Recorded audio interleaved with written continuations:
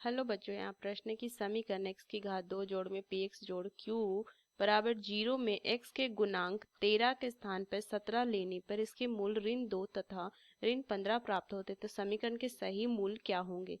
तो चलिए इस प्रश्न को हल करते हैं। तो मुख्य अवधारणा में अगर मैं लिखूं मुख्य अवधारणा, तो अगर एक द्विघात समीकरण दिया हुआ है x की घात 2 जोड़ में bx जोड़ में c बराबर 0 ये दिए हुए हैं, तो इनके मूलों का जो योग होता है वो -b/a होता है और मूलों का जो गुणन होता है, मान लीजिए अल्फा बीटा इसके मूल हैं, तो इनके गुणन जो हो गए ये c/a होता है।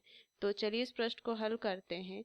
तो हमें दिया हुआ है समीकरण x की घात 2 जोड़ में px जोड़ में q बराबर 0 और इसके क्या बोला है कि x के गुणांक 13 के स्थान पे 17 लेने पे इसके मूल जो है वो ऋण 2 और ऋण 15 है। तो यहाँ से मैं लिख सकती हूँ कि मूलों का जो गुणन होगा वो क्या लिख सकती हूँ, q बराबर ये क्या हो जाएगा, ऋण में 2 गुना में ऋण में 15 ये लिख सकती हूँ। तो q बराबर तो 30 आ जाएगा।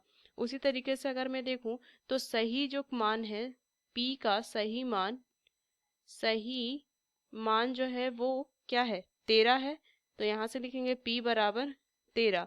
तो यहाँ से अगर देखिए अब ये मेरा क्या होगा, p और q का मान आ गया, तो इससे मैं क्या बना सकती हूँ समीकरण। तो क्या हो जाए, x की घात 2 जोड़ में 13x जोड़ में 30 बराबर 0 ये लिख सकती हूँ। तो इसको क्या लिख सकते हैं, x की घात 2 जोड़ में इसको लिख सकती हूँ 10x जोड़ में 3x जोड़ में 30 बराबर 0। तो x यहाँ से उभयनिष्ठ ले लीजिए, तो x जोड़ में 10 और यहाँ से मैं 3 उभयनिष्ठ ले लूंगी, तो x जोड़ में 10 बराबर 0।